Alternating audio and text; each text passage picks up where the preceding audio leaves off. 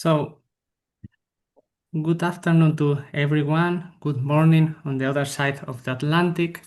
This session is in principle thought to be in English, but as I'm checking the participant list and everyone seems to be like a Spanish speaking person, I think that it makes sense to do it in Spanish.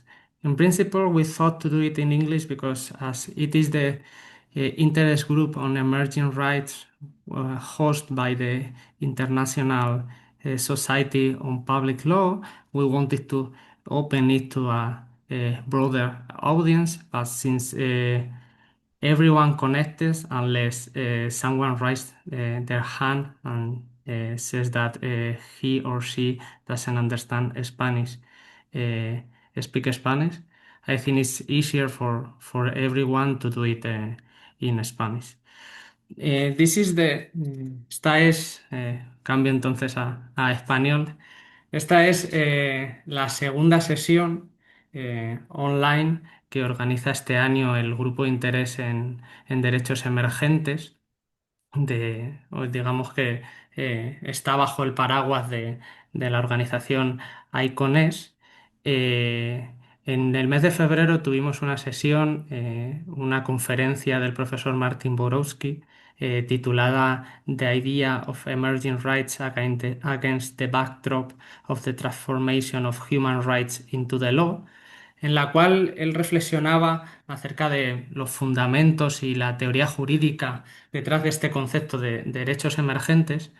Nuestra idea para seguir impulsando el grupo de interés en estos meses que nos van a llevar al Congreso, a la conferencia anual que tendrá lugar en Dublín a finales de junio, es organizar más o menos una sesión online al mes, de modo que vayamos tratando diferentes nuevos derechos o grupos de derechos, por un lado, eso en términos sustantivos y en términos formales, comenzando a caminar con un espacio de discusión, digamos, donde esta idea de derechos emergentes se cree, digamos, un foro de debate entre gente que está trabajando, investigadores en diferentes disciplinas. Hoy tenemos el placer, muchas gracias por haber aceptado la invitación, de contar con Diego Borbón para precisamente dar el pistoletazo de salida, digamos, a estas sesiones que ya tienen que ver con derechos o grupos de derechos específicos. Diego es profesor investigador del Centro de Genética y Derecho, director del Grupo de Investigación en Ciencias Biológicas y Derecho de la Universidad Externado de Colombia. No sé si lo estoy traduciendo bien porque tenía también la presentación en inglés. Eh, Fundador de la Ibero-American Network of Neurolaw and Neuroethics y miembro de la Asociación Colombiana de Criminología, ACC, y fundador del Observatorio de Neuroderecho y Criminología. Están entre Suiza y Colombia, y es un experto, digamos, en neuroderechos. Tiene muchas publicaciones sobre este tema y hoy tenemos el placer de contar con él para introducirnos en este campo y ampliar, digamos, el espectro de esto que hemos venido a llamar grupo de derechos emergentes o campo de derechos emergentes. Como hemos hablado con Diego, tenemos una presentación que va a rondar alrededor de 45 minutos y después abriremos por el mismo espacio de tiempo una sesión de preguntas y respuestas donde podremos indagar más eh, acerca de lo que nos haya presentado. Muchísimas gracias, Diego, por sumarte a la sesión, por aceptar la invitación y ya tienes la palabra. Cuando quieras, podemos comenzar. Vielen Dank, Herr Garcia. Maybe let's just ask one final question again. Does anyone here speak English and doesn't understand Spanish? Please raise your hand. Feel free to open your microphone or just do the emoji in the chat so maybe we know. I feel completely free and capable of changing to either language. But if anyone speaks English, we'll just do it that way. As I'm not seeing anyone raising the hand, buenas tardes y buenos días. Les debo confesar un par de cosas como disclaimers, y es que única razón por la cual desde el año 2020 comenzamos a hablar de neuroderechos fue porque yo estaba una vez sentado en Bogotá, ¿no? En mi escritorio, leyendo cositas. Mi tesis doctoral es sobre el tema del libre albedrío, neurociencia y derecho. Y en mi tesis doctoral estoy desarrollando básicamente que una perspectiva bajo la cual, si uno no analiza con cuidado la idea del libre albedrío y con ello la idea de responsabilidad moral y con ello la idea de responsabilidad penal y culpabilidad, bueno, no tienen mucho sentido mirados de una perspectiva eminentemente desde la ciencia y la filosofía analítica. Pero entonces, digamos, ese concepto del libre albedrío me sonaba como una cosa tan etérea, tan fundamentalmente defectuosa, sino falsa. Pero luego me llegó una noticia de que alguien estaba proponiendo un derecho, un nuevo neuroderecho al libre albedrío. Y me sonó como una cosa tan falta de sentido, ¿no? Que comencé a analizarla, ¿no? De ahí salió una primera publicación que sacamos en el 2020 con la Universidad de Sevilla, que titulamos Análisis crítico de los neuroderechos al libre albedrío y al acceso equitativo a tecnologías de mejora cognitiva. Y desde ahí, ¿no? Como que llegamos accidentalmente al tema. Entonces, como ustedes todos hablan español, les voy a compartir una presentación en la que nos hacemos la siguiente pregunta, y es si la idea de nuevos neuroderechos puede ser un paso en falso en la evolución legal. Pero, y esperen que se me salió un momentico, aquí está, está. Y creo que una forma adecuada de introducirnos a esta cuestión es con estas imágenes, ¿no? Son unas fotos que yo tomé en Sealpse, en la región de Appenzell, en Suiza.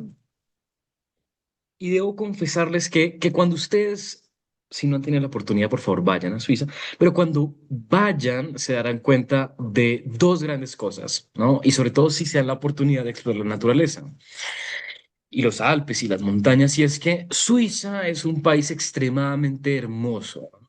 A donde sea que vayas, estás a pocas horas en tren de los mejores y preciosos Alpes y montañas europeas. Pero cuando ustedes se den la oportunidad de hacer hiking o trekking y estén por allá en la mitad de las montañas, se darán cuenta de que no solo es precioso y extremadamente hermoso, sino que además hay algunos peligros, ¿no? Entonces, estas son unas fotos que tomé en mi caminata hacia la Klimsenkapelle, que es una capilla en la cima de Klinsenhorn. Y cuando ustedes están yendo a esa caminata, van a ver una gran señal que dice cuidado, peligro de caídas, ¿no? Y a uno a veces hace caso omiso a esas señales y toma malas decisiones. Pero entonces sepan que el hiking y trekking y andar por las montañas tiene también sus riesgos. No solo es bellísimo, sino tiene sus riesgos, y es que pueden tomar un paso en falso y hacerse daño a ustedes y a las demás personas. Así que en esta presentación, bueno, quizás querré hacer una hipótesis, y es que al igual que esto, los neuroderechos pueden ser un paso en falso en la evolución legal, y hay que tener mucho cuidado. Pero para ello hay que comenzar a saber, bueno, de qué estamos hablando, ¿no? Estamos hablando de neurotecnologías. ¿Y para qué son las neurotecnologías? Para hacer dos cosas grandes, ¿no? O monitorear o estudiar cómo funciona y cuál es la estructura del cerebro, del sistema nervioso y el encéfalo humano, o para intervenir, para influir y para cambiar el cerebro humano o el sistema nervioso. Entonces, estudiar o manipular, influir o cambiar. Entonces, cuando uno habla de neuroderechos, ¿no? Uno primero se pregunta, ¿pero por qué? ¿Cierto? Entonces, muchas veces en la literatura hay varios ejemplos de cuáles son los retos éticos de la neurotecnología. Este es un caso muy concreto de un paper publicado hace muy poco, en 2024, en el cual se demuestra que utilizando interfaces cerebro-computadoras y resonancia magnética funcional es posible decodificar el internal speech, el narrador interno, los pensamientos internos de una persona, incluso llegando hasta el 79% de precisión para uno de los participantes. Es decir, que lo que tú estás pensando y lo que tu mente interna está hablando es posible decodificarlo, por lo cual, ¿no? Está el riesgo ético a la privacidad, pero a la llamada lectura de la mente o de los pensamientos, ¿no? Este artículo del año pasado, ¿no? Es una forma bastante gráfica en la cual, por ejemplo, le ponen a un participante una serie de imágenes y solo viendo lo que pasa en un escáner cerebral, en este caso, nuevamente, una resonancia magnética funcional, podemos reconstruir, viendo lo que aparece en la computadora, podemos reconstruir las imágenes que te estamos proyectando. Entonces, por ejemplo, en este caso, este animalito, y podían representar estas figuras en solo viendo la actividad que se presentaba en la computadora mediante la resonancia magnética funcional. Por ejemplo, aquí están las imágenes que mostraban a los participantes y lo que pudieron reconstruir a partir de solo ver la actividad funcional del cerebro, ¿no? Que eso no podía preguntarse, claro, no necesariamente nos gustaría que todo lo que estamos viendo sea reconstruido en tiempo real por otras personas, llámese el Estado, ¿no? Las fuerzas de seguridad, los sistemas de justicia, las policías o sea una empresa. No necesariamente queremos compartir todo lo que estamos viendo en todo momento. Entonces ahí está otro claro ejemplo de problemas a la invasión de la privacidad, ¿no? Este es un caso bastante crudo. Se los voy a mostrar aquí si abrimos el artículo.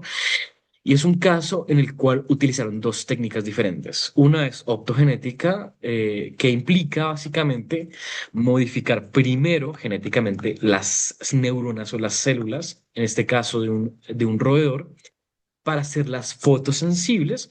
Y una vez las hacen fotosensibles, las estimulan con luz. De ahí viene optogenética. Entonces quiero que se fijen en el video que estoy mostrando y van a ver que mientras este cablecito está apagado, no pasa nada y el ratoncito ignora la presa artificial. Pero vamos a ver en breve qué pasa cuando se prende el cable y estimulamos con luz el núcleo central de la amígdala del roedor. Entonces, cuando está apagado, no hace nada y ya van a ver qué va a pasar. Se prende y el ratón ataca. Voy a volverlo a proyectar para que lo puedan ver nuevamente. Entonces, cuando está apagado no pasa nada. Se prende la luz y el roedor ataca. Entonces, uno podría preguntarse, ¿no? Los riesgos éticos de que nuestro comportamiento sea manipulado, incluso al extremo de que puedan inducirnos un comportamiento violento, que pueda incluso llegar a ser o a constituir un delito por el cual podemos ser o no responsables penalmente, por ejemplo, ¿no? Entonces, otro ejemplo de problemas del control del comportamiento. También a los que quizás tengan familiares con Parkinson sabrán que una de las alternativas de tratamiento es la estimulación cerebral profunda o la Deep Brain Stimulation, que es una neurotecnología invasiva en la cual se hace una cirugía en el cerebro. Se introducen electrodos que estimulan eléctricamente la corteza cerebral y con eso reducen significativamente los síntomas y signos motores, pero también tiene problemas, por ejemplo, efectos secundarios que pueden ocasionar cambios en la personalidad de los pacientes, en los gustos, ¿no? Y también otros efectos secundarios importantes para considerar, ¿no?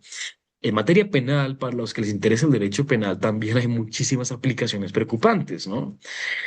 La neuroprediction o la neuropredicción, por ejemplo, es la idea de que analizando ciertos neuromarcadores eh, que pueden estadísticamente predecir, entre comillas, aunque eso no es tan posible, eh, que alguien puede cometer más probablemente un delito o de que un prisionero pueda estadísticamente representar un riesgo mayor de reincidencia, entonces uno podría hipotetizar que esto se podría utilizar, por ejemplo, para extender las sentencias de las personas o incluso, no sé, en un mundo distópico, que cuando estemos recorriendo, no sé, Plaza Mayor y comiéndonos unas papas bravas, intento de verano, que un oficial de la policía de la Guardia Nacional, en lugar de pedirnos el DNI, nos pide una resonancia magnética.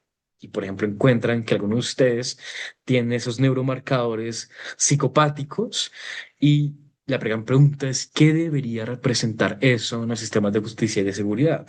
¿Podría alguien, sin que hayamos cometido un delito, meternos preso y detenernos, por ejemplo?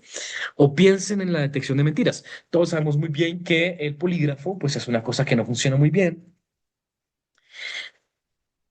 pero hoy utilizando resonancia magnética funcional podemos elevar la precisión del 95, incluso llegando hasta el 100% en la detección de mentiras cuando utilizamos resonancia magnética funcional. Entonces, y por ejemplo, incluso si yo le presento a alguno de ustedes que haya potencialmente cometido un delito, una fotografía de una escena del crimen, y ustedes estuvieron allá y lo recuerdan, pues algo por allá adentro de su lóbulo temporal, en su hipocampo, se va a prender y nos va a decir, esta persona vio y recuerda la escena del crimen, por lo que potencialmente estuvo involucrado, ¿no? Entonces la gran pregunta es qué tipo de consecuencias tiene que tener el acceso a ese tipo de neurotecnologías, ¿no? O incluso lo que algunos llaman el moral enhancement o la mejora moral, que es la idea de que hipotéticamente en el futuro tendremos la posibilidad de intervenir en los cerebros de las personas para hacerlos más morales, mejores ciudadanos y mejores personas. Entonces, eso lo que podría hacer es que en lugar de tener, por ejemplo, sentencias penales únicamente de encarcelamiento, además adicionemos una, no sé, una cirugía invasiva para hacer a los prisioneros más morales, ¿no? Entonces, ¿cuáles son los límites éticos, constitucionales y legales de este tipo de cosas, cierto? Ahora uno puede preguntarse y decir, bueno, pues es que no pasa nada, o sea, es decir, la invasión a la privacidad, ese tipo de cosas, pues no es un reto real, ¿cierto? O sea, estamos aún en un estadio bastante prematuro en la tecnología, pero lo cierto es que, por ejemplo, este caso de hace más de 10 años en Estados Unidos, de Ross Compton, muestra que hoy la información biológica puede ser usada en nuestra contra. Esta es una persona que reportó que su casa se había quemado por accidente y así reclamó un seguro por su casa, ¿no? La Fiscalía de Estados Unidos tenía la hipótesis de que había sido un incendio intencional, por lo cual le solicitaron a un juez extraer información biológica y médica del marcapasos de Ross Compton. El juez lo autorizó y encontraron que al momento del reporte del incendio, Ross Compton tenía marcadores fisiológicos como de aquel que está descansando en las playas de Barcelona. Entonces, usualmente si a uno se le está quemando, incendiando la casa, ¿no? Uno usualmente estaría un poco asustado y alarmado por la situación, pero Ross Compton estaba con unos marcadores fisiológicos como si estuviera en el momento más tranquilo de su vida. Con base en esa información, Ross Compton fue condenado por arson, que es incendio intencional, y por insurance fraud, que es fraude de seguros, ¿no? Entonces, un ejemplo de cómo nuestra información biológica y médica, esta vez puede ser del marcapasos, pero mañana puede ser de una neurotecnología, puede ser usada en nuestra contra, lo cual amerita, por supuesto, que haya una protección reforzada de nuestra información neuronal. A raíz de eso, en el año 2017, Marcello Ienca, un neuroeticista italiano, y Roberto Andorno, un bioeticista y abogado argentino, proponen crear una nueva lista de derechos fundamentales que ellos llaman neuroderechos, que en particular proponen cuatro nuevas listas de derechos fundamentales para añadir una protección en contra de la neurotecnología. La primera es la libertad cognitiva, que la entienden tanto como la posibilidad de decir que sí quiero ser intervenido, como que decir que no quiero ser intervenido. Básicamente, tener la libertad de decidir cuándo queremos cambiar nuestra mente o cuándo no. La privacidad mental, que sería un desarrollo del derecho a la privacidad, esta vez para toda la información proveniente del cerebro. La integridad mental, que sería parecido a la integridad corporal, esta vez no del cuerpo, sino de la mente, y la continuidad psicológica, que es una protección a que las personas se les proteja el mantenimiento de su personalidad a lo largo del tiempo. Esta propuesta fue seguida después por, seguramente lo conocen, la propuesta del neurobiólogo español Rafael Yuste, hoy es profesor de la Universidad de Columbia, que Yuste en el 2017 redacta junto con un grupo grande de expertos un artículo identificando cuatro retos éticos de la nanotecnología. 2 años después, 2019, lanza algo que se llama la Neuro Rights Initiative, la iniciativa de neuroderechos, que se convierte después en la Neuro Rights Foundation, que propone 5 nuevos derechos fundamentales.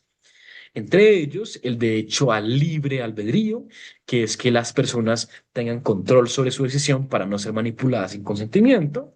La privacidad mental, parecidísima a la de Yenka y Adorno.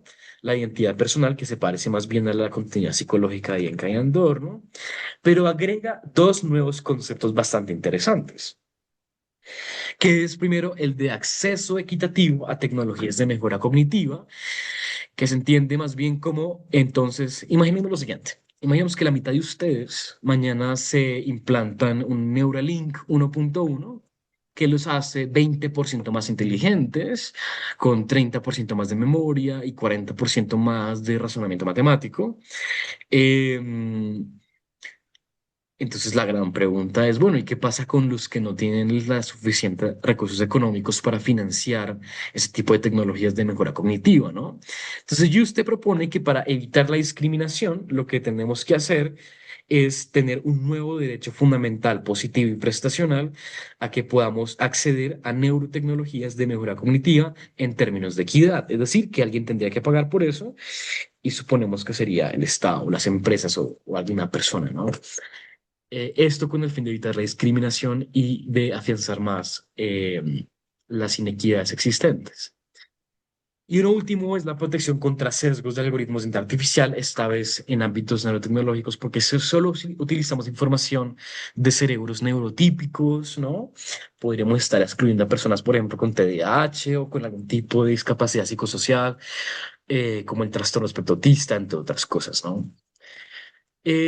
Yo quiero Yo quiero saber, obviamente, digamos, seguramente ustedes están pensando, bueno, tiene mucho sentido, es decir, ¿no? Comenzamos hablando de algunos casos bastante concretos de problemas éticos de la neurotecnología, ¿cierto? De privacidad, control del comportamiento, cambios de la personalidad, entre otros. Y parece que esa es una solución plausible al problema identificado, pero yo quiero quizás venderles la idea de que no es tan buena idea por las siguientes razones. Y les presento 6 argumentos particulares: problemas conceptuales, problemas éticos, problemas financieros, problemas de necesidad de inflación de derechos y problemas de no protección, así como de que la legislación hasta el momento ha sido bastante errática y desinformada. Pero comencemos con la siguiente, y es que el desafío académico que no puede hacer en contra de los neuroderechos no cuestiona ni nos oponemos a la regulación. Esa no es la cuestión.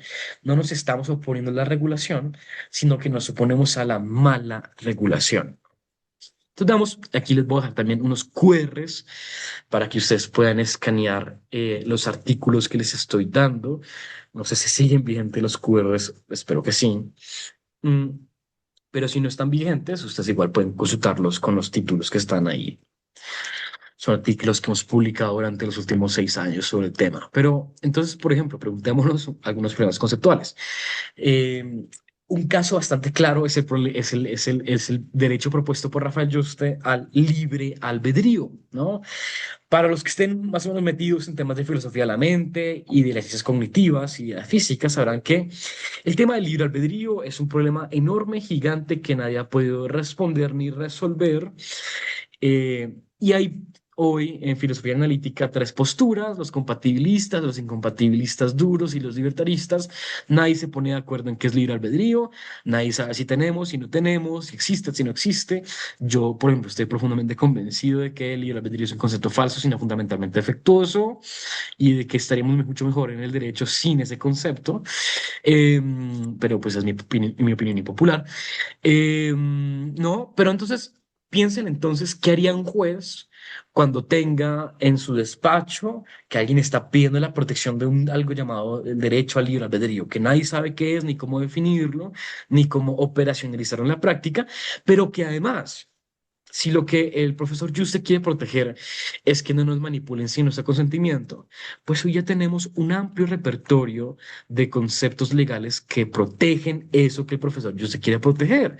Llámelo consentimiento informado, llámese el derecho a la autonomía, llámese el amplio repertorio de derechos de libertad positiva y negativa que hoy tenemos en las constituciones y convenciones internacionales. Entonces, primero lo que se quiere proteger, ¿no? Ya existe conceptualmente, pero además lo que se propone proteger, pues es un concepto que en filosofía nadie sabe qué es, nadie se pone de acuerdo, es supremamente complejo, eh, y abre debates filosóficos innecesarios para el derecho, que ya tiene conceptos que protegen lo que se quiere proteger.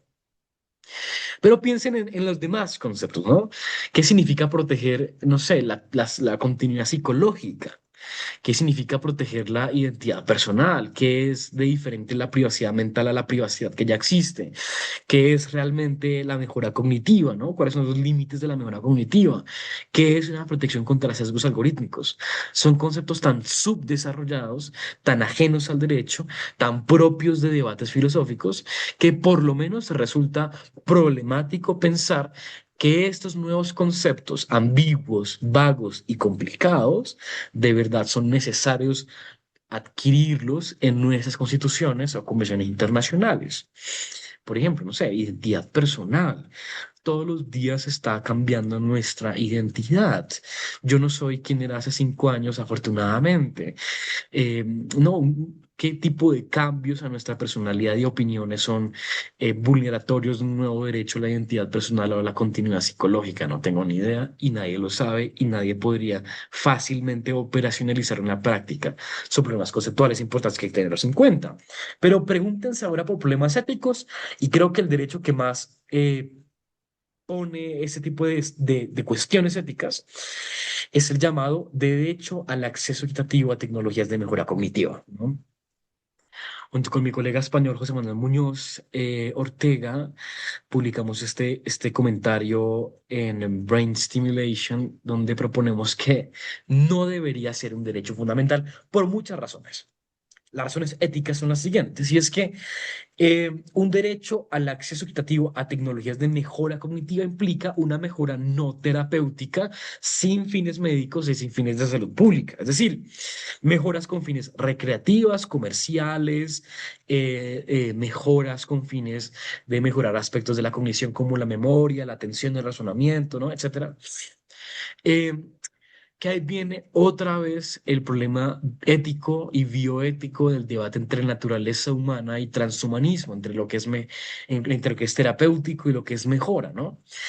Hace más de 30 años, en el debate de edición genética, pues la conclusión internacional, ¿cuál fue? Que hay que proteger la naturaleza humana y que además cualquier mejora o modificación sin fines terapéuticos, médicos, clínicos ni de salud pública está tan prohibido que casi todos los códigos penales alrededor del mundo tienen tipos penales que tipifican y prohíben las modificaciones genéticas sin fines de mejora, sin fines terapéuticos, clínicos o médicos, ¿no? ¿Por qué entonces deberíamos asumir que el debate está tan saldado que debemos crear un derecho, ya no en temas de edición genética, sino en neurotecnologías, a que modifiquemos la naturaleza humana con fines de mejora cognitiva no terapéutica, ni clínica, ni médica, ni con finalidades de salud pública? No sé, seguramente la mayoría de ustedes no estarían completamente felices o de acuerdo o ni darían su consentimiento para meterse en sus cabezas una neurotecnología hecha por Elon Musk o cualquier otra gran compañía que les mejore, no sé, cualquier tipo de característica cognitiva, ¿no? Seguramente muchos creen que la naturaleza humana es algo que debe protegerse, que merece respeto o cualquier cosa, y los que no están de acuerdo con esa posición, más bien conservadora sobre la naturaleza humana, por lo menos deben reconocer que el debate merece mucha más discusión de que hoy no tiene y de que por esa razón, por lo menos hoy, no hay que pensar de que hay que legislar en favor de este derecho sin antes haberlo debatido en foros bioéticos, legales y constitucionales. Pero incluso si creamos un nuevo derecho al acceso equitativo a tecnologías de mejora cognitiva y eso se vuelve una norma social, pues ¿qué va a pasar? Que el 50% de ustedes va a pagar por Neuralink, van a ser más inteligentes, luego el 25% va a pedirle al Estado, como ahora es un derecho prestacional positivo, que les financien una Neuralink en la cabeza. ¿Y qué va a suceder? Que el 25% restante de nosotros, que seguimos siendo seres humanos biológicos, naturales, de base, pues nos vamos a sentir tan desaventajados que vamos al final a estar presionados para tener que meternos cosas en las cabezas para ser más inteligentes. Entonces, al final incluso, la libertad de aquellos que inicialmente querían seguir siendo solo biológicos naturales iniciales, pues va a ser presionada para que se mejoren con fines transhumanistas que no tienen finalidades médicas, terapéuticas, clínicas ni de salud pública. ¿Está realmente ese debate saldado como para aceptarlo como un nuevo derecho fundamental, emergente? Yo lo dudo bastante. Y si no lo dudan por la parte ética, por lo menos dúdenlo por la parte financiera. Porque un nuevo derecho al acceso equitativo a tecnologías de mejora cognitiva puesto en la Constitución Política de los países significa que es un derecho prestacional positivo y alguien tiene que pagarlo. ¿Y quién tiene que pagarlo? Pues el Estado. Por lo menos, no sé, pero por lo menos aquí en Bogotá, si ustedes salen a la calle, nada funciona, ¿no? Porque el Estado ni siquiera es capaz de financiar las mínimas condiciones de vida digna en Colombia. No podemos pagar para tapar los huecos en las calles, no podemos pagar el sistema de salud, no podemos pagar los sistemas de seguridad y justicia, porque creemos que podríamos pagar unas tecnologías que no tienen ninguna finalidad médica, ni terapéutica, ni de salud pública, sino recreativas, comerciales y de mejora cognitiva. ¿Realmente los estados pueden proveer o subsidiar ese tipo de tecnologías? ¿No? Por lo menos en países en desarrollo y en la mayoría de países desarrollados, por lo menos, este nuevo derecho sería obsoleto en la práctica, porque los estados no podrían financieramente financiar el acceso en términos de equidad a este tipo de tecnologías, ¿no? Pero además, si supuestamente los neuroderechos lo que se supone que hacían era protegernos del Estado, las empresas, pues en este derecho logran absolutamente lo contrario. Y es que en lugar de protegernos de las empresas, lo que hace es beneficiarlas, porque lo que hace es dejar la puerta abierta para favorecer ilimitadamente intereses corporativos de las empresas que salgan nanotecnologías, porque estaría financiando con recursos públicos, dinero de los contribuyentes que pagan impuestos como ustedes y yo, financiar las numerosas e ilimitadas adquisiciones de tecnologías cuyos fines no son terapéuticos, ni de salud pública, ni médicas, ni nada, en nombre de un nuevo derecho humano emergente específicamente problemático. Realmente esta es la mejor idea de derechos emergentes contemporáneos. Complicado. Y si no lo dudan por temas conceptuales, éticos, financieros, por lo menos dúdenlo por temas de necesidad. Y es que si ustedes se toman por lo menos 5 minutos a pensarlo cuidadosamente, pues se darán cuenta de que ya todas las constituciones y convenciones internacionales protegen y garantizan la libertad, el consentimiento, la libertad de pensamiento, la privacidad, la información, la integridad física y mental, la integridad corporal, la igualdad, la justicia y la no discriminación, que son todo lo que estos nuevos derechos quieren proteger, ya está protegido con derechos existentes en las constituciones y convenciones internacionales. Pero aún peor es lo que Christoph Bullitz, nuestro querido profesor de Derecho Penal de Hamburgo, dice, Y es que primero hay que reconocer lo siguiente. Los derechos que hoy existen son resultado de muchos años de luchas políticas y grandes consideraciones, ¿no? Cuando se amplían las listas de derechos, se corre el riesgo de debilitar el carácter excepcional de los derechos que hoy ya existen, diluyendo su valor y con el riesgo de, al inflar derechos, convertirlos, los actuales derechos, en símbolos y en retórica vacía. Si hoy creamos 5 neuroderechos y mañana otros 10 derechos digitales y pasado mañana otros 15 derechos de la inteligencia artificial o cualquier otra cosa que se les ocurra, tendremos en 20 años 400 nuevas listas de derechos fundamentales y al final ningún derecho fundamental importa porque ya nada es tan fundamental ni sustancial como lo era inicialmente. Esa es la inflación de derechos que conlleva asimismo a una devaluación de los derechos que ya existen. Pero además hay una narrativa muy peligrosa detrás de las ideas de los neuroderechos. Y es que la narrativa es la siguiente, la narrativa que nos quieren vender las iniciativas de neuroderechos es la siguiente, y es que todo lo que hemos construido en derecho internacional público y en derecho internacional de los derechos humanos es tan poco importante y tan poco valioso y tan poco protector que la única solución cuando lleguen nuevas tecnologías es crear nuevos derechos emergentes. Esa es la narrativa peligrosa y es una narrativa que Bullitz y yo consideramos que es lamentable. Sería bastante lamentable que las organizaciones internacionales como las Naciones Unidas, como la OEA o demás, o la Unión Europea, se crean esa narrativa y apoyen la idea de que los derechos humanos actuales son insuficientes. No son insuficientes. Lo que tenemos que hacer es reafirmar su valor e interpretar evolutivamente los derechos que hoy ya existen, que nuevamente ya protegen la libertad, el consentimiento, la libertad de pensamiento, la privacidad de la información, la integridad física y mental, la integridad corporal, la igualdad, la justicia y la no discriminación. Pero tenemos un problema aún mayor, y es que cuando Yenka y Andorno proponen por primera vez en 2017 los neuroderechos, nos dicen una cosa bastante particular, y es que los neuroderechos son, como la mayoría de derechos, derechos relativos, ¿no? Tan relativos son que dicen lo siguiente, y es que dicen, considerando la naturaleza no invasiva e indolora de las exploraciones cerebrales, existen buenas razones prima facie para pensar que su uso no consentido, es decir, su uso coercitivo, estaría justificado sin el consentimiento con una orden judicial en circunstancias especiales, cuando existan motivos razonables para creer que una persona cometió un delito grave o está involucrada en la planificación del delito grave. Es decir, que los neuroderechos son tan relativos que los podemos violar en nombre de la seguridad pública, ¿no? Por ejemplo, incluso también no toman una posición fija, pero en el tema de la mejora moral, que es la idea de poder invadir e intervenir coercitivamente en los cerebros de las personas que cometen delitos para hacerlos mejores moralmente, ¿no? Hablamos de eso en el inicio. Pues dicen que, al igual que el derecho a la privacidad mental, el derecho a la integridad mental puede no ser absoluto y se podría justificar violaciones controladas y temporales del derecho a la integridad mental que podría permitirse como una forma de mejora moral para los delincuentes violentos y reincidentes.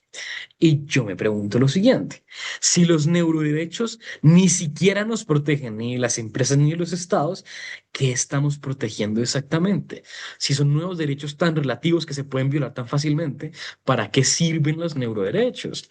Y más cuando hoy las constituciones y convenciones internacionales tienen algunos derechos que son de carácter absoluto. Por ejemplo, en Colombia, el derecho a la dignidad humana ha sido entendido no solo como un principio y valor constitucional, sino como un derecho de directa protección y un derecho absoluto que nos protege de que nos traten como instrumentos o como objetos, que es una interpretación kantiana de la dignidad humana, ¿no? Y que eso incluso nos estaría protegiendo de todo lo que Yenka y Andorno proponen como una posible violación de los neuroderechos. Entonces, hoy en Colombia el concepto de dignidad humana, que es de carácter absoluto y no se puede relativizar, es más protector que los propuestos neuroderechos. En Europa, por ejemplo, la libertad de pensamiento ha sido entendida en la Convención Europea de Derechos Humanos como un derecho absoluto, que implica no solo la protección de los pensamientos, etcétera, sino también la protección de la manipulación de los pensamientos. Y otros derechos que sí son relativos, pues también son importantes, como la autonomía, el consentimiento informado, la integridad corporal, entre otros. Entonces, mi idea es, ¿no? Los conceptos jurídicos que hoy existen y los derechos humanos actuales nos pueden, de hecho, proteger más que las nuevas ideas y listas de neuroderechos humanos emergentes. Y quiero ir cerrando con la siguiente cosa. Y es que tenemos un caos latinoamericano, ¿no? Latinoamérica ha sido la cuna de los neuroderechos, seguramente han oído del caso de Chile, ¿no? Y otros países, ¿no? Y tenemos un caos, ¿cierto? Tenemos más de 31 iniciativas constitucionales, legislativas y de soft law. De las 31, solo 8 han sido probadas y las 8, solo 3 son legales, son vinculantes legalmente y las demás son de soft law. Es decir, que incluso en Latinoamérica, que es la cuna de los neuroderechos, pues la mayoría de iniciativas se proponen y nunca llegan a ningún lado porque a nadie le importan realmente. Porque si se fijan, tanto en Colombia, en México, en Brasil, tienen mucho más problemas que estar hablando de neuroderechos. Aquí tenemos problemas de salud, de seguridad pública, tenemos problemas de la financiación de los sistemas de salud. En México tienen un problema bastante grande de seguridad pública también, ¿no? Y están un poquito más ocupados los congresos hablando de eso en lugar de hablar de neuroderechos. Y por eso de 31 iniciativas solo se han aprobado 3 que son legales, que son vinculantes legalmente. Por eso hace no mucho publiqué este comentario en la revista Nature Neuroscience, donde hablo de los retos de la inconsistente regulación que tenemos en Latinoamérica, porque tenemos muchas regulaciones propuestas, todas por diferentes caminos, ¿no?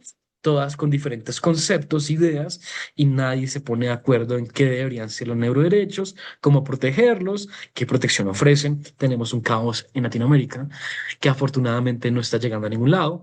Y les voy a dar un ejemplo bastante grave del tipo de regulaciones que se proponen en Latinoamérica. Y es mi segunda tesis en este ámbito, y es que nadie sabe lo que está haciendo. Eh, y un ejemplo claro es este. Para los que no saben, Latinoamérica tiene un parlamento que se llama el Parlamento Latinoamericano y Caribeño, también llamado Parlatino. Si no lo han escuchado, yo tampoco sabía que existía hace 2 años, no me había enterado, porque realmente nadie escucha lo que hace el Parlamento de Latinoamérica, pero bueno, el Parlatino produce leyes modelo, o sea, leyes que hay que ajustar en las legislaciones. Colombia hace parte del Parlatino y en el año 2025 sacaron esta ley modelo que llamaron ley modelo de neuroderechos, pero si uno se fija cuidadosamente en analizar la ley modelo, pues se da cuenta que tiene muchísimos problemas. Por ejemplo, la ley modelo no distingue qué es la privacidad mental de los datos cerebrales. Una cosa es un dato cerebral cuantitativo, medible, objetivo. Otra cosa es un dato mental cualitativo, subjetivo, difícilmente medible. Luego dicen, por ejemplo, que crean en B el derecho a la identidad y a la autonomía personal. Y uno podría preguntarse, ¿qué diferencia identidad y autonomía personal? ¿O es que son lo mismo porque están en el mismo derecho? Y una cosa es la identidad, que es quién soy, y otra cosa es la autonomía, que es dar mis propias normas, ¿no? Pero luego dicen un derecho al libre albedrío y la autodeterminación y la autonomía personal, que uno no sabe qué diferencia autonomía de libre albedrío, autodeterminación, y ellos tampoco lo saben claramente. Y también crean un derecho al acceso equitativo a tecnologías de mejora cognitiva, que es el que hablamos, que es súper problemático, y lo crean, es decir, que eso ya existe en Latinoamérica, y teóricamente los países tienen que legislar en favor de eso, y tendríamos una nueva obligación prestacional para los estados, ¿no? Pero fíjense en el F, que el F es bastante particular porque es muy problemático, al menos en ámbitos médicos. Y es básicamente el derecho a no ser objeto de cualquier forma de intervención, eh, sin contar con el consentimiento libre, expreso e informado. Y dice, inclusive en circunstancias médicas, aun cuando la persona posea la capacidad de intervenir en ausencia de la conciencia de la persona. Es decir, que si ustedes van a un hospital en España o en Bogotá y están inconscientes después de un accidente de tránsito, y están inconscientes, según esta ley, nadie puede intervenirlos porque no tienen consentimiento libre, expreso e informado. Inclusive en circunstancias médicas es prohibido intervenir a una persona. Es decir, que acabamos de darle una puñalada final a la especialidad médica de urgentología y ya nadie puede ser intervenido si está inconsciente cuando llega a un hospital, ¿no? Yo creo que eso no tiene ningún sentido en términos clínicos prácticos. Pero bueno, terminan esta exposición de nuevos derechos diciendo de que también se protege a no ser sujeto involuntario de cosas incluso por fuera de la nanotecnología, como la hipnosis y la sugestión. Para los que sepan de psicología clínica, bueno, la hipnosis es una forma terapéutica medianamente válida de hacer psicoterapia y no es esta cosa, el relojito de las películas, ¿no? Que pareciera que esa es como la idea que tiene el parlatino de lo que es la hipnosis o la sugestión, que es una visión por lo menos errada de lo que es, tanto así que la prohíben sin mayor justificación en una ley sobre neurotecnología.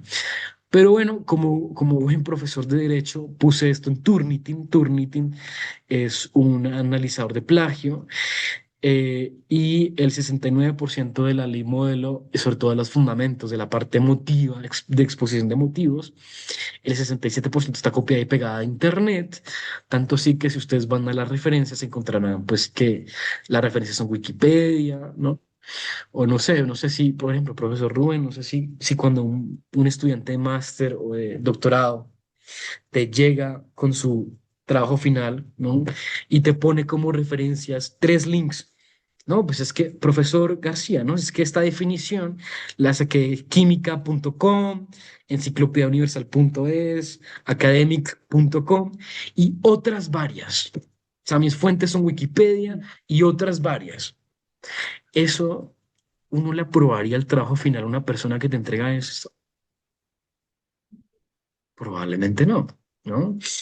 Más, yo hice un análisis manual y me vi todas las 92 pies de páginas que tiene esta ley y no hay un solo artículo académico científico indexado sobre el tema de la regulación. Hay videos de YouTube, hay conferencias de Rafael Yuste, hay blogs de opinión, Wikipedia y nada más. Lo más académico son libros de ciencia ficción que hay por ahí pegados y copiados.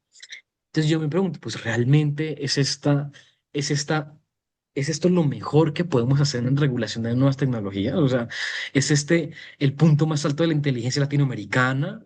Eh, por eso publiqué un artículo que yo no sé cómo me lo publicaron, pero se llama What a New Rights Legislation Should Not Look Like the Case of the Latin American Parliament. Como no se debería ver una legislación de neuroderechos, el caso del Parlamento latinoamericano.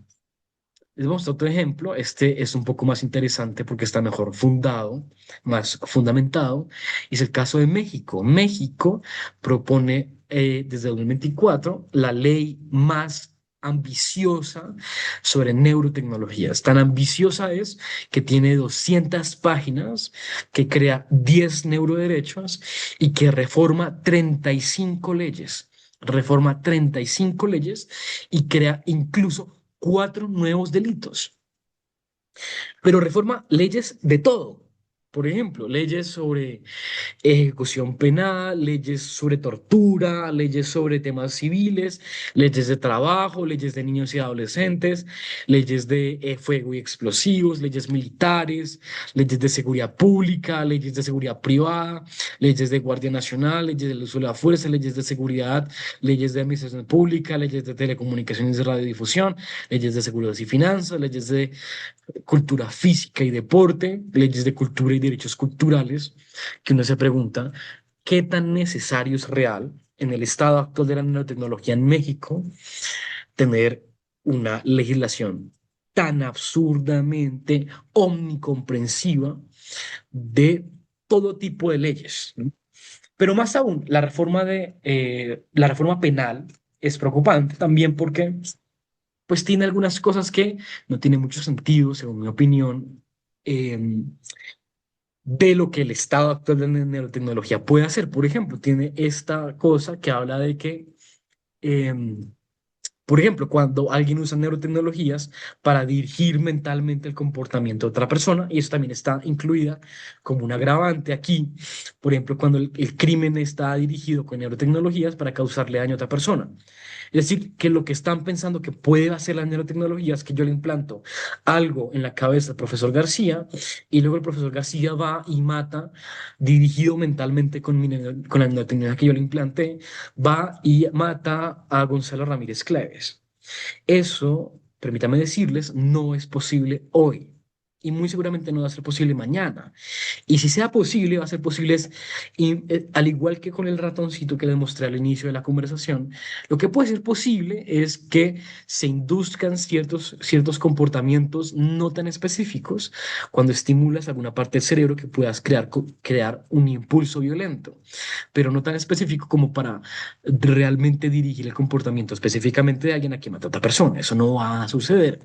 O también, por ejemplo, un crimen en contra de la implantación de memorias. Ustedes con neurotecnologías pueden suprimir, pueden alterar, pueden dañar memorias. Claro, si hacen daño al lóbulo temporal de las personas, pero no es posible implantar recuerdos. Yo no puedo implantarle al profesor García o al profesor Cleves el recuerdo de que mágicamente ya no son García y Cleves, sino que son Pedro Sánchez o alguna cosa así. O sea, eso no es posible, no es una realidad tecnológica. Por eso creo que a veces Gilbert y Russo tienen razón cuando escriben esto, y es que parece cada vez más que los neuroderechos son la tierra de la ética especulativa y las afirmaciones alarmantes. O sea, todos estamos corriendo porque tenemos mucho miedo, pero nadie sabe realmente cuál es el alcance real de la nanotecnología. Seguramente saben el caso de Chile, ¿no? Chile fue el primer país que reformó su constitución para incluir los neuroderechos, pero cuando lo miran de cerca, realmente Chile no ha hecho casi nada. Esta fue la reforma que hizo Chile, es simplemente un párrafo en el artículo 19 que dice que la ley regulará los requisitos para el tema de nanotecnologías y que protegerá la actividad cerebral y la información derivada de ella. Esto fue lo único que hicieron. No han hecho nada más. No han hecho nada más que hay una ley que desde el año 2021 ya cursando en el Congreso de Chile y nunca fue aprobada, tal vez porque no tiene el suficiente apoyo político y Chile tiene otras cosas más importantes que hacer que estar legislando sobre neuroderechos. También seguramente conocen el caso de Girardi versus Emotiv, que es el primer supuesto caso de neurotecnologías en el mundo, pero cuando lo analizan cuidadosamente se darán cuenta de dos cosas. Primera, que este fue un caso de litigio estratégico, es decir, que no es un caso de un ciudadano aleatorio que fue afectado por la nanotecnología, sino fue un caso en el cual el senador chileno que creó y propuso los neuroderechos, o sea, Guido Girardi, él adquirió de manera voluntaria una neurotecnología, no pagó la licencia, sino que adquirió la gratuita y claramente le vulneraron sus derechos, pero es un caso de litigio estratégico, no es un caso orgánico de una persona que haya sido realmente afectada por una nanotecnología, es una forma válida de litigación pública, por supuesto que lo es. Pero lo interesante es que cuando miren el razonamiento de la Corte Suprema de Justicia de Chile, se darán cuenta de que los neuroderechos nunca fueron una discusión importante para resolver el problema. La pregunta es, ¿tiene Girardi el derecho a eliminar y a disponer sobre sus datos personales, sensibles y biológicos? La respuesta es sí. Y la fuente jurídica no son los neuroderechos, sino que la misma Corte razonó a partir de la Ley de Protección de Datos Personales, del derecho a la intimidad, a la vida íntima y a la privacidad, y los neuroderechos nunca aportaron nada interesante a esa discusión, porque el problema era un problema de información y de habeas data. Punto. Entonces, incluso en el primer gran caso judicial de neurotecnologías, pues se resolvió sin utilizar los neuroderechos, simplemente mencionando el artículo 19 de paso y resolviéndolo apelando a los derechos normales de privacidad, de vida íntima y a habeas data. A mí, ya voy a terminar, me gusta este caso de Argentina. Este proyecto de ley me gusta particularmente porque en lugar de andar creando nuevos derechos y especulando sobre cosas raras, simplemente regula un ámbito específico de la neurotecnología y hace cosas bastante concretas. Y es, dice, cualquier uso de la neurotecnología en temas penales y penitenciarios requiere dos cosas: el consentimiento de la persona y una orden judicial. Punto. Eso es todo lo que es esta legislación. Y me parece una legislación bastante concreta, bastante sentada en la vida real, en lugar de andar especulando y creando cosas raras y nuevas desde cero. Quiero mostrarles esto, y es que el año 2024 estuvimos en el Congreso Anual de Neuroética de la International Neuroethics Society. La INS es la sociedad más importante de neuroética en el mundo. Y ahí en ese foro, con todos los expertos de neuroética, tuvimos un debate. Este de aquí es Marcelo Yenka, el que propone los neuroderechos, este soy yo. Y tuvimos un debate muy interesante en favor o en contra de los neuroderechos. Yo estuve argumentando en contra de la idea y al final del debate le preguntamos a todos los expertos de la INS: ¿ustedes consideran que debemos crear nuevos derechos? Y al final del debate contestaron lo siguiente: definitivamente sí, necesitamos nuevos derechos, 2%, probablemente sí, 11%, y en cambio el 25% ni estaba seguro, el 51% dijo que probablemente no, y el 11% que definitivamente no. O sea que incluso en los ámbitos académicos donde se discute esto, la idea no tiene mayor recibo académico ni apoyo, ¿no? Entonces termino de la misma forma en la que comencé. ¿Se acuerdan que comencé mostrándoles unos papers y investigaciones sobre los problemas éticos de la nanotecnología? Pues les quiero mostrar que la realidad es que lo que nos muestran las investigaciones, en lugar de problemas éticos reales e inminentes, son limitaciones que nos muestran que aún tenemos un buen tiempo antes de que la neurotecnología se convierta en lo que los proponentes de los neuroderechos creen que se van a convertir. Entonces, ¿se acuerdan de el artículo que supuestamente descifraba el internal speech, el narrador interno y los pensamientos? Pues la realidad es que solo descifraban 6 palabras y 2 pseudopalabras, y con 2 participantes, o sea, solo 6 palabras, y se investiga únicamente con 2 personas. Con una se logró para esas 6 palabras una precisión del 79%, pero con la otra, la precisión de codificación no llegó ni al 23%. O sea que, ¿es posible leerle la mente a la gente? No es posible. ¿Recuerdan lo de las imágenes que les presentaba de que supuestamente la información funcional decodificaba lo que estamos viendo? Pues tampoco es fácil. Tan no fácil es que el estudio requirió mostrarle 1.200 imágenes mostradas 5 veces a cada persona, 60.000 muestras por sujeto, solo con fines de entrenamiento. O sea que si queremos llegar a la poca precisión que tenía eso, necesitábamos muchísimo entrenamiento, difícilmente generalizable. Pero es que además todo esto se hace con resonancias magnéticas funcionales. Y para quien no sabe cómo funciona una resonancia magnética funcional, es un imán gigante que cuesta muchísimo dinero, pero que además, para que funcione, hay que quedarse completamente quieto durante muchos minutos.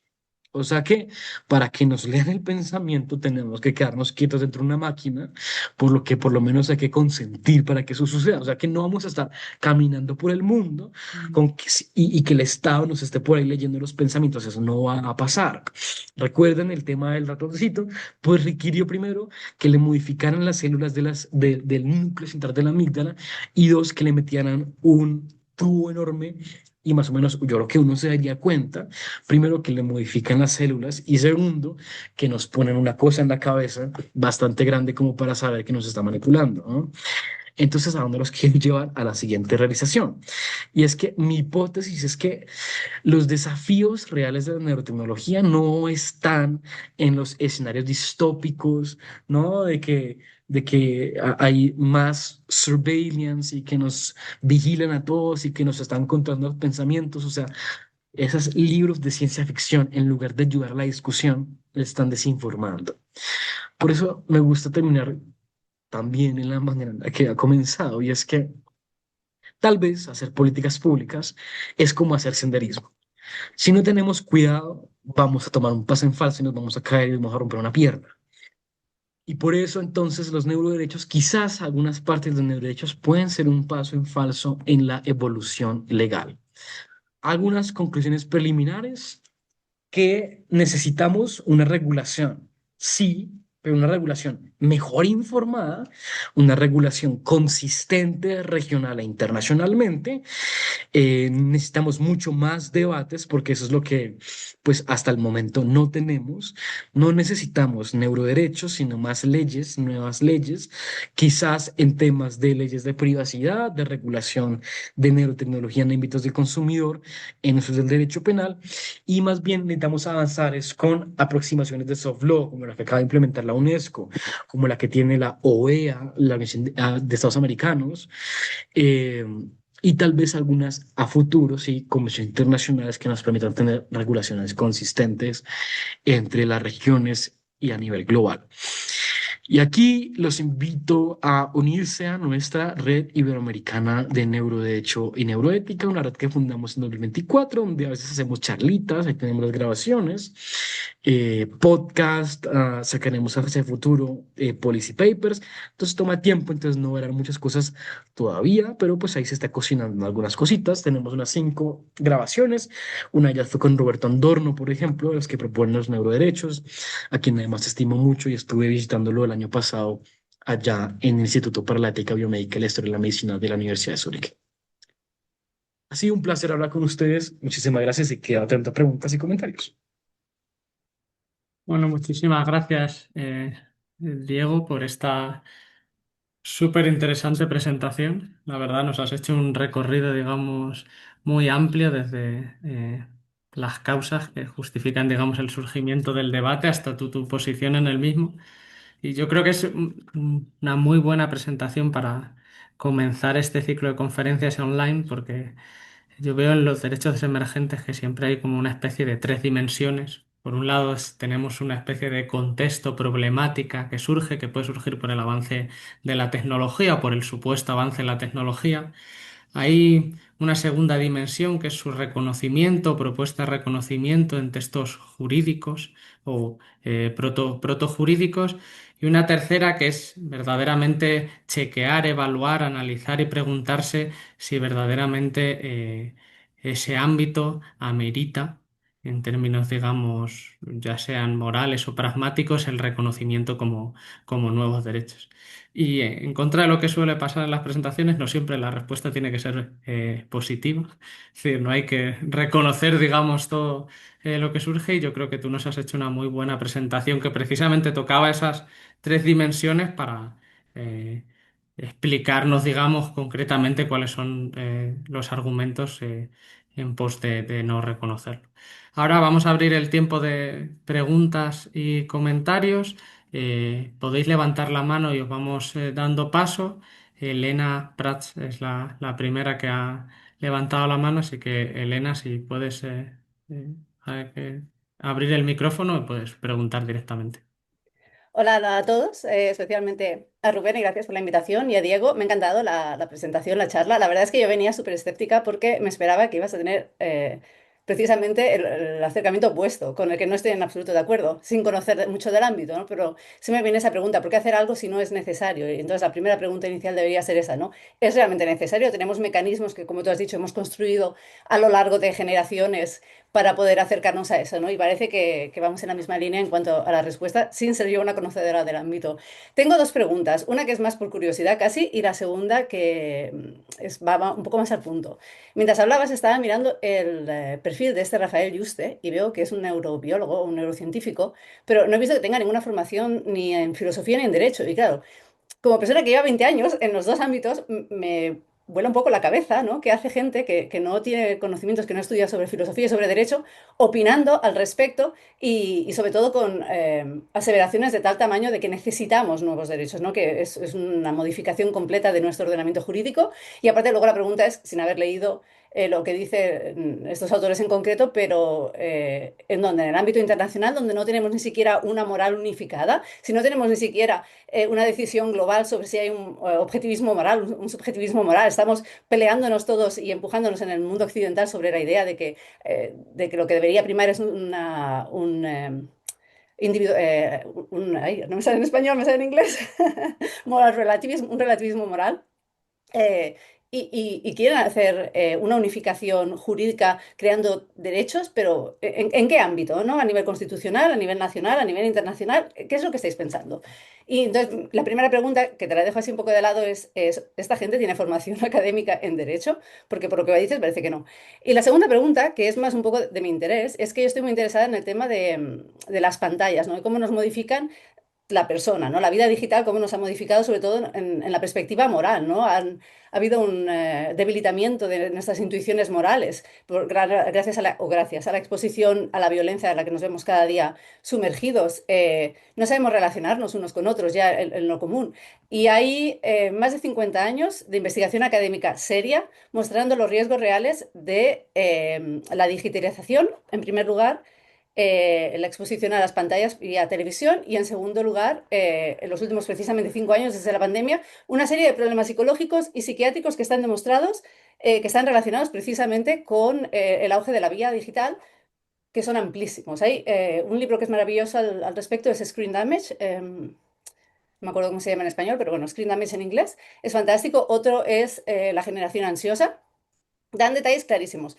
Y lo que uno esperaría al conocer estas repercusiones reales que tienen sobre la vida de los ciudadanos, la mayoría de las personas pasamos entre 4 y 6 horas como mínimo al día interactuando con pantallas y nos está modificando eso desde nuestras intuiciones morales hasta nuestra capacidad sensitiva a los estímulos sensoriales del mundo, tanto visuales como auditivos, y a la violencia, entre muchas otras cosas. ¿Se está regulando esto o estamos aquí regulando Black Mirror? Porque a mí me da la sensación, por lo que estás explicando, que estamos regulando Black Mirror. Algo que no existe, que suena muy cool, que quizás te sirve para conseguir funding, ¿no? Porque son muchos buzzwords de estos. Y, oh, qué bonito, pero tenemos un problema real, muy grave. O sea, el suicidio es la primera causa real en adolescentes en la mayoría de países desarrollados. Y está demostradísimo que viene con las interacciones con las pantallas y la reducción de la vida social, digamos, en la forma tradicional. Entonces, ¿por qué estamos regulando esto en Hispanoamérica y no estamos regulando lo otro? Y mi pregunta es, ¿estamos regulando lo otro? Quiero decir, ¿está dentro del debate que tenéis en vuestro ámbito? ¿Se está hablando de la regulación de las pantallas, de la vida digital, de cómo esto afecta y crea problemas psicológicos y psiquiátricos muy graves? En todo el mundo, pero especialmente a la población más joven, ¿o no? Se está hablando aquí de Black Mirror, de cómo te van a hacer implantes que te vayan a modificar, porque a mí me parece que estamos hablando de cosas que no están en el día de hoy y que los problemas que tenemos reales desde hace más de 50 años y sobre todo en los últimos 5 años, con una evidencia científica que hay un consenso brutal, pues la mayoría de los países no los están regulando y esa era mi pregunta. Muchas gracias no, por la presentación. Bueno, me encanta tu comentario, muchísimas gracias. Yo, yo tengo un problema y es que a mí a veces no, que no me importa ser tan políticamente correcto, así que yo les voy a contar chismes, ¿no? Y es, lo primero, reconocer mi sesgo, ¿no? Yo tengo un sesgo y es que a mí me gusta llevar la contraria en todo, ¿no? Entonces, en todo, en absolutamente todo lo que yo he escrito, yo la contraria, ¿no? En temas filosóficos del libre albedrío, en temas de natalidad y demografía, ¿no? Entonces, ese es el primer disclaimer, que todo lo que digo es porque tengo un sesgo de que me gusta ya la contraria, ¿no? Segundo, les digo el siguiente chisme. Y es que nosotros en la Universidad Externada de Colombia, tipo 2020, 21, 22, que trabaja en otro lugar que se llama, allá también en el externado, el Observatorio Latinoamericano de Derechos Humanos e Impresos. Nosotros hacíamos eventos con Rafael Yuste. Hicimos un congreso internacional virtual donde Rafael Yuste fue y dio una charla sobre el tema, pero en el año 2021, yo tuve la grandiosa idea de publicar ese articulito de opinión que publicamos con mi hermana, que además es ingeniera biomédica. Eso salió en 2021 y ocurrió un fenómeno sociológico muy interesante. Y es que al poco tiempo he publicado esto, que es básicamente una crítica respetuosa que yo hago a los 5 neuroderechos propuestos por Juste. De la nada quedamos baneados, ¿no? Entonces, no pudimos volvernos a comunicar con el profesor ni con otras fundaciones que trabajaban con él, ¿no? Y infortunadamente esto parece ser algo que cualquier persona que esté metida en este de fondo debate de neuroderechos les podrá certificar. Y es que a veces algunos académicos no están dispuestos a tener conversaciones críticas, pero que al final todas las críticas que hemos hecho, Bublitz, Joseph Fins, que he hecho yo, que ha hecho Pablo López, que ha hecho otras personas, no es porque no nos agrade una persona, sino simplemente porque creemos que algunas ideas pueden ser mejoradas, ¿no? De que merecen otro camino, ¿no? Porque al final todos tenemos un interés colectivo de que protejamos a las personas, ¿no?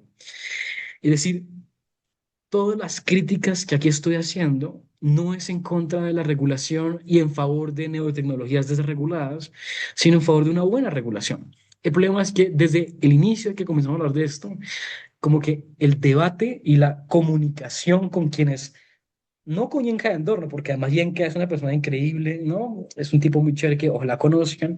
Andorno es un bioticista de bastante trayectoria que está supremamente abierto a las conversaciones y las críticas. Pero con la New Rights Foundation y las demás iniciativas de neuroderechos no hemos tenido la posibilidad de conversar amistosamente para poder proponer mejores términos en los cuales podamos mejor conducir esas iniciativas. Tanto así que mi respetuosa opinión es que han pasado 6 años, más bien como 7 años, y no se ha logrado nada productivo.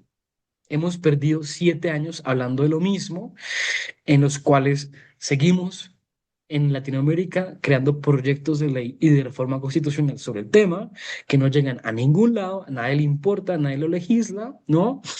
En lugar de estar hablando de lo que sí podemos necesitar.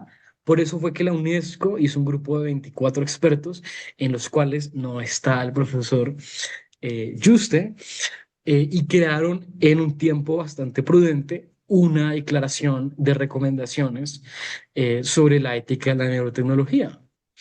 Y quiero decirles una última cosa sobre ese primer tema, ¿no? Y es eh, el momento en el que yo supe que lo había logrado todo en la vida, o sea, de que después de eso ya me podía morir o irme a un Alpe a hacer, no sé, a un alpecito sí, sí, sí, como a que me llevase y me tragara la tierra ya, fue cuando este artículo en Google Scholar me notificó Google Scholar que había recibido una cita particular. Y esa cita era de nadie más y nada menos que el profesor Rafael Yuste. Y entonces cuando yo miro la cita que hace el profesor Rafael Yuste es de este artículo publicado en Nature Protocols, donde él habla sobre neuroderechos, y es un artículo que tiene 7 páginas bastante largas, él hablando perfectamente sobre por qué hay que crear neuroderechos, y en alguna parte dice lo siguiente, y es, bueno, o sea, hay que crear neuroderechos, pero bueno, algunos académicos cuestionan la necesidad y cita a un par de personas, dentro de ellas a mi hermana y a mí. En ese momento yo dije, bueno, ya me puedo morir, lo hemos logrado, ¿no? Y por eso, desde el año pasado, si ustedes entran a la página de la New Rights Foundation, van a ver que desde el año pasado dicen que los neuroderechos ya no son propuestas de nuevos derechos humanos. O sea que hemos logrado, por lo menos después de 5 años de intensos debates, convencer a la Fundación de Neuroderechos de que la idea de nuevas listas de derechos es una muy mala idea. Y por lo menos ya la Fundación de Neuroderechos ya no está tan activamente proponiendo estas 5 reformas, sino que incluso en Estados Unidos ya se están centrando en cosas más prácticas como leyes de privacidad de datos en Oregon, en California y en Colorado, ¿no? Entonces estoy de acuerdo contigo, ¿no? Pues, y yo no estoy necesariamente en contra de que personas que no son abogados ni juristas hagan propuestas sobre ese tipo de cosas, ¿no? Sí, o sea, cualquier persona puede opinar de lo que quiera. Yo además tengo el defecto de que además me gusta invadir temas de filosofía y neurociencias, ¿no? Y espero que nadie me diga que porque no soy biólogo, me digan que no puedo hacer otra cosa, ¿cierto? Pero por lo menos lo que nos muestra la experiencia es que si no tenemos un diálogo abierto ¿cierto? Y aceptamos que el diálogo académico es aceptar la crítica y ser y poder dialogar entre posturas diferentes. Si no hacemos eso, ahí es donde está el error, en evitar la interdisciplinariedad y en evitar las discusiones de diálogo abiertas frente a personas que pensamos diferente. Entonces, yo no tengo problema con que Rafael usted no sea abogado. De hecho, él está muy bien asesorado porque tiene grandes abogados que los asesoran. Entre ellos, pues pueden buscar en la página de la fundación, encontrarán abogados bastante renombrados de Estados Unidos, así que no tengo ningún problema con eso. El problema es cuando cerramos el espacio del diálogo y de la crítica. Ese ha sido el error por el cual hemos perdido 7 años. Por lo menos yo no siento que he perdido 7 años de mi vida, sino que lo he invertido en una cosa bastante interesante, ¿no? Pero hemos perdido globalmente 7 años de legislación en la cual pudimos haber hecho algo más interesante y mucho mejor hecho. Sobre la segunda pregunta, el tema de pantallas, reducción de la vida social, ¿no? Y es que parece que con el tema de la inteligencia artificial pasó todo lo contrario, ¿no? Y es que la inteligencia artificial y los temas digitales han estado presentes en la vida de todas las personas durante mucho tiempo y era una cosa que hasta hace poco se comenzó a regular en Europa, por lo menos con el AI Act. En Latinoamérica tenemos más de 700 proyectos de ley. La mayoría no han sido aprobados porque nadie sabe qué hacer al respecto en Latinoamérica y yo por lo menos soy un partidario de que no copiemos y peguemos en Latinoamérica el AI Act. Hacer trasplantes legales no es usualmente una buena idea y el efecto Bruselas ha mostrado tanto beneficios como desventajas y grandes problemas, ¿no? Pero al contrario de lo que pasa en neurociencias, casi nadie ha tenido una interacción importante con neurotecnologías. A los pocos que los hemos tenido han sido porque nos han hecho tomografías o resonancias magnéticas que no tienen ningún problema ético mayor, ¿no? Pero la gente en su vida cotidiana no tiene ninguna interacción con nanotecnologías. Y aún así en Latinoamérica estamos hiper regulando o por lo menos proponiendo muchas regulaciones de algo que no hace parte de la vida cotidiana de nadie. Y de los que sí lo es, pues lo es en ámbitos médicos que no tienen ningún problema ético mayor. Hasta el momento, por lo menos. En cambio, los temas digitales, inteligencia artificial, la regulación llegó mucho más tarde de lo que pudo haber sido. Yo la verdad no sé cuál es la respuesta correcta de cuál es la mejor regulación o aproximación. El E-Act por lo menos es la regulación más comprensiva y mejor pensada hasta el momento. Yo quisiera pensar que para Latinoamérica por lo menos deberíamos estudiar bien el tema antes de andar copiando y pegando legislaciones, pero también uno podría decir lo siguiente, a veces estamos muy, no sé, muy preocupados por el tema de algoritmos que influencian nuestras vidas. Entonces, por ejemplo, yo, no sé, en Instagram me aparecen un montón de videos de gatos y paisajes hermosos, pero a veces lo que los algoritmos nos muestran es una incómoda realidad, más bien de lo que somos y nos gusta, más allá de profundas manipulaciones que sí existen, como lo mostró el caso de Cambridge Analytica. Entonces, hay que tener mucho cuidado con el tema. Yo no tengo opiniones muy formadas sobre ello y por eso prefiero no opinar de fondo, aunque sí ese parece ser un problema más real que el que estamos regulando con neurotecnologías. Y ahí apelo nuevamente al artículo de Gilbert y Russo, que es que los neuroderechos parecen más la tierra de la ética especulativa y las afirmaciones alarmantes.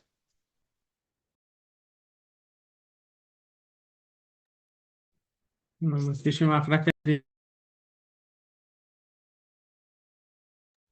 Tu micrófono está cerrado, profesor. Ahora sí. Bueno, muchas gracias, Diego. Si hay más preguntas, por favor, levantad la mano. Mientras tanto, yo voy a usar mi privilegio de ser el moderador para hacer dos cositas breves. Yo tampoco soy, digamos, experto en neuroderechos, no he leído sobre el tema, así que agradezco un montón la presentación.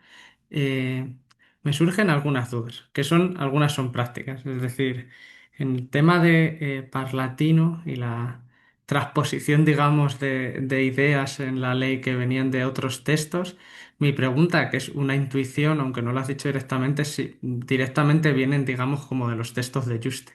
la propuesta de legislación que se hacía en el Parlamento latinoamericano. Es decir, si lo que ellos recogen es un trasplante de la propuesta de Juste o era una mezclanza, digamos, de varias cuestiones. Una segunda cuestión práctica es si los de neuroderechos se han desarrollado, han aparecido en casos fuera del ámbito, digamos, hispanoamericano. Entiendo que Just está en Estados Unidos y que allí, digamos, existe un debate. Yo no sé si en Europa, algún país fuera de esto, digamos, ha habido alguna propuesta de regulación. Y ya en una cuestión, digamos, más fundamental. Eh, claro, con esto siempre está el debate de si los derechos tradicionales, su especificación y contenido pueden dar respuesta a nuevas problemáticas o es necesario la creación, digamos, de nuevas categorías. ¿Y cómo evaluar, digamos, estos derechos? Hace poco tenía una presentación, digamos, con un compañero que él trata el tema de identidad digital. En principio el derecho a la identidad pareciera no ser tampoco, digamos, algo nuevo. Él justificaba el reconocimiento de la identidad digital porque no como un derecho de rango constitucional, sino sí como un derecho de rango legal, porque permitía, digamos, afinar el debate sobre algunas de las consecuencias eh, que la identidad, digamos, en el ámbito digital y sobre todo el uso de los datos, digamos, en el ámbito digital tiene eh, digamos, nuestra autonomía. Y decía que, bueno, el marco de enfocarlo como un derecho lo que permitiera una regulación legal de forma más específica.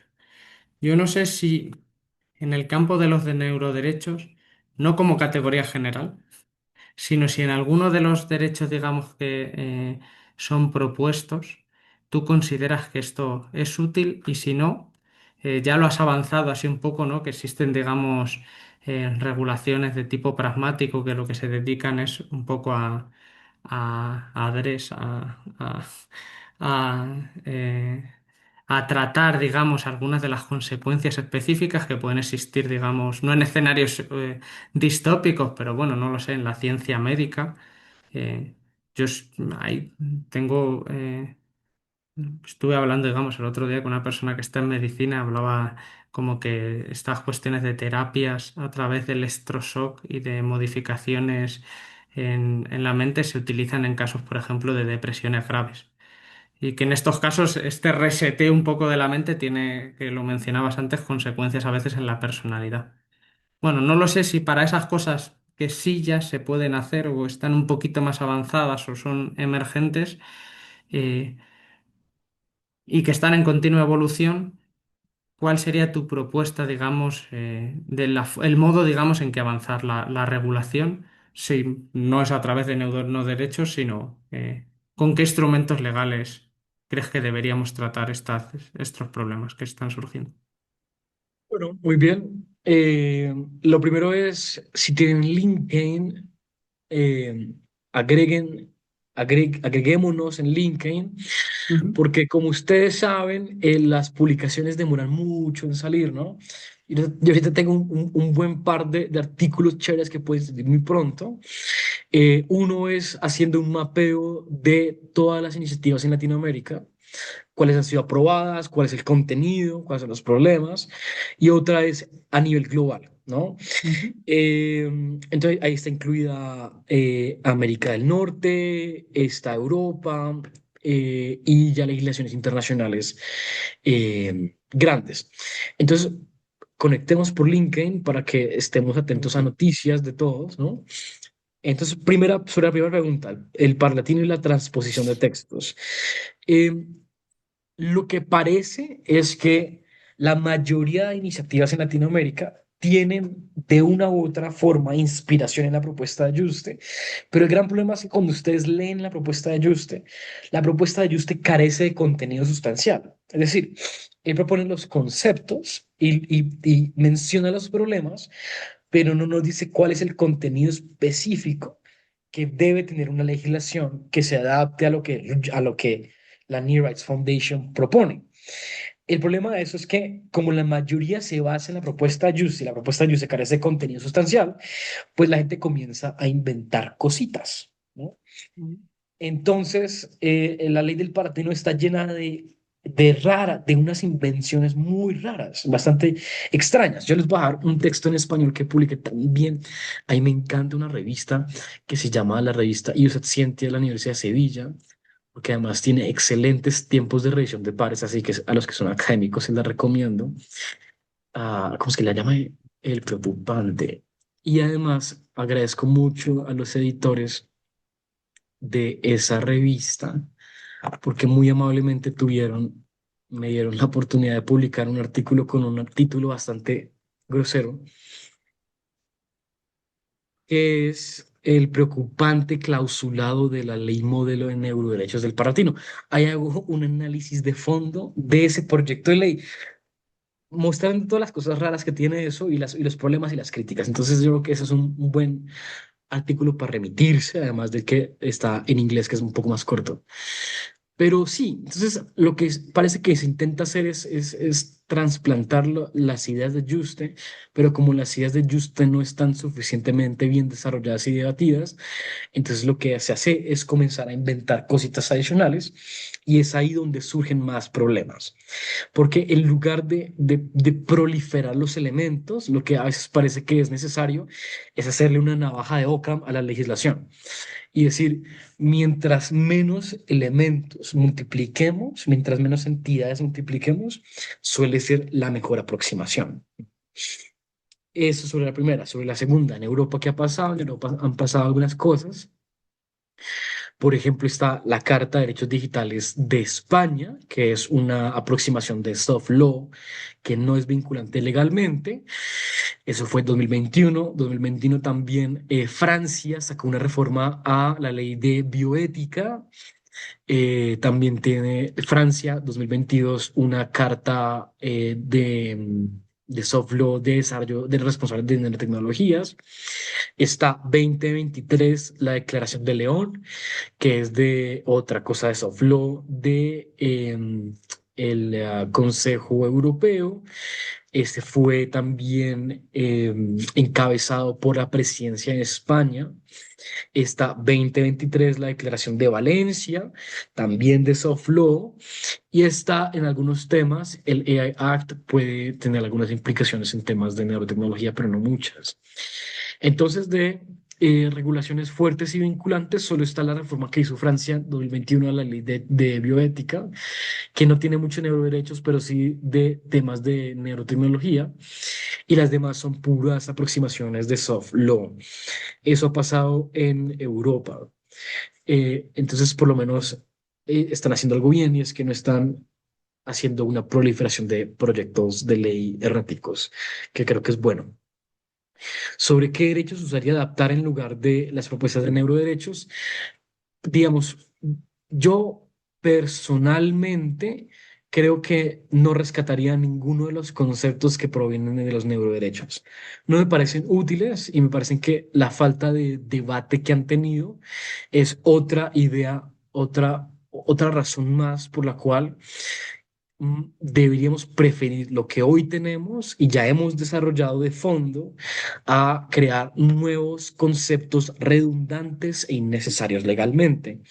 Y si se fijan internacionalmente, la gran parte de académicos que están activos en estos debates dejaron de preocuparse por los neuroderechos. Y en cambio, lo que ahora estamos haciendo es comenzar a debatir más bien en qué sí necesitamos si ya hemos concluido que no necesitamos neuroderechos. En enero tuvimos la gran oportunidad de traer a 4 expertos aquí al externado, que fueron Christoph Bulitz, que es de los más activos en este debate, Azor Slithart. Chris Bulitz viene de la Universidad de Hamburgo, Sors viene de la Universidad de Utrecht en Países Bajos. Ahí les dejo un link a las grabaciones del congreso que tuvimos, porque lo que nos muestra, también tuvimos a Naomi Van de Poel de Países Bajos, a Matías Malman de la Universidad de Zúrich. Aquí en la Universidad Externa vinieron presencialmente y debatimos sobre cómo adaptar los derechos humanos existentes y cómo hacer regulaciones que sí necesitamos. Y ellos, sobre todo, como son europeos, se enfocan mucho en la libertad de pensamiento. Bullets y Source enfocan sus datos en eso. Yo particularmente me he centrado en el tema de dignidad humana. En algún momento de la vida saldrá un artículo publicado cuando el revisor 2 esté feliz con las revisiones sobre el tema de dignidad humana, pero en mi respetuosa consideración es la siguiente, y es, no solo hay que hablar de adaptar los derechos fundamentales existentes, sino además de, en los aspectos en los que de verdad pueden haber problemas, legislar con leyes duras vinculantes, porque no podemos dejarle la libertad de interpretación completa a los jueces y esperar que asuman que la interpretación que los académicos como Bullets o Source hacen de la libertad de pensamiento es la que al final van a adaptar. Por ejemplo, en Canadá hace poco salió una sentencia que dice que la libertad de pensamiento no es un derecho absoluto, mientras que Christopher Bullets dice que sí lo es. Entonces, al final no importa lo que los académicos digamos que son los derechos o lo que significan que son los derechos, sino la forma en la que las cortes interpretan el contenido sustancial de los derechos. Y como nos muestra la experiencia estadounidense, los derechos no son en la práctica progresivos, o sea, no son una expansión progresiva nunca de reducción del ámbito de protección, sino que hay veces en las que las interpretaciones cambian y el ámbito de protección se reduce.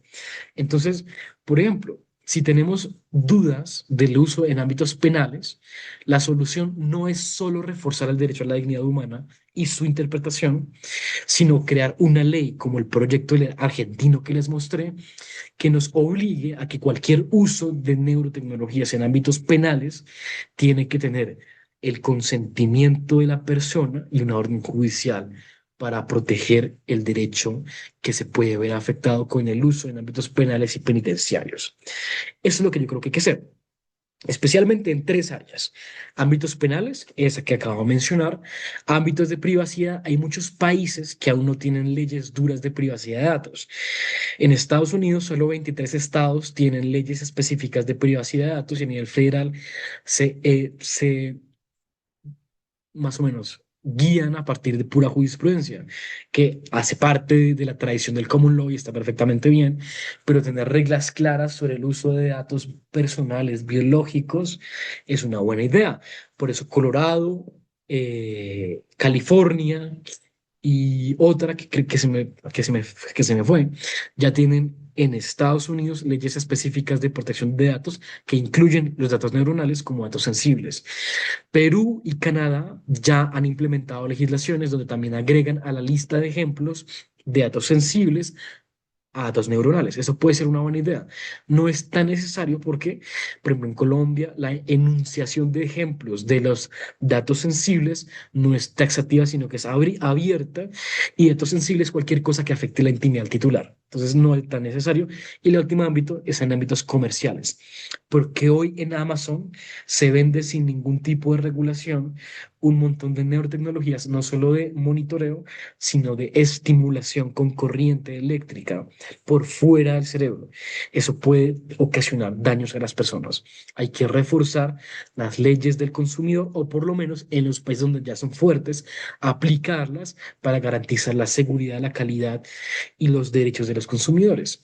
Eso hay que hacer por el momento, nada más. De resto, guiarnos por los lineamientos de soft law de la OEA en Latinoamérica y de la UNESCO alrededor del mundo, aplicar los derechos que hoy ya existen y las leyes en los diferentes ámbitos legales. Yo creo que no hay que hacer nada más. Bueno, muchísimas gracias, Diego, por este planteo de soluciones y esta orientación. Si no hay más preguntas, vamos a terminar aquí. Hemos pasado la hora y media que estaba prevista para el seminario. Eh, Te tengo que agradecer una vez más porque de verdad que ha sido una presentación muy interesante, una visión panorámica muy exhaustiva y que nos permite, digamos, a quienes no hemos estudiado este ámbito, más o menos situarnos e interesarnos, digamos, para empezar, digamos, a leer de él y sobre todo. La investigación es una tarea a veces muy específica, todos estamos, digamos, en un nicho concreto, pero yo creo que nuestro trabajo tiene una doble dimensión. La otra es la docencia y yo creo que este tipo de conversatorios, nos sirven, digamos, para incorporar cuestiones que pasan en áreas donde a lo mejor como investigadores uno no puede centrarse en todo, pero sí como luego como docentes, cuando enseñamos a los estudiantes, podemos ponerles casos prácticos de debates que se están teniendo actualmente. Así que, bueno, muchísimas gracias por estar con nosotros. Os espero dentro de unas 3, 4 semanas volveremos a tener otra sesión y nada, buena tarde o buen día a los que estáis al otro lado del Atlántico. Y estimado Gracias, Rubén, adiós. muchas Gracias, hasta gracias. luego. Gracias por la Adiós. invitación. Y Rubén, si algún día tenemos el tiempo, armamos un seminario en la Carlos III. Y otra parte del año pasado estuve también, por ejemplo, en la Autónoma de Madrid y tuvimos un excelente conversatorio. Así que como todo el tiempo estoy por allá en Europa yendo y viniendo, armemos una fecha y nos vemos allá presencialmente también. Bueno, lo apunto y seguimos en contacto. Ha sido un ¿Vale? gusto verles a todas y a todos. Hasta luego, una buena tarde. Bueno, gracias a todos y nos están viendo.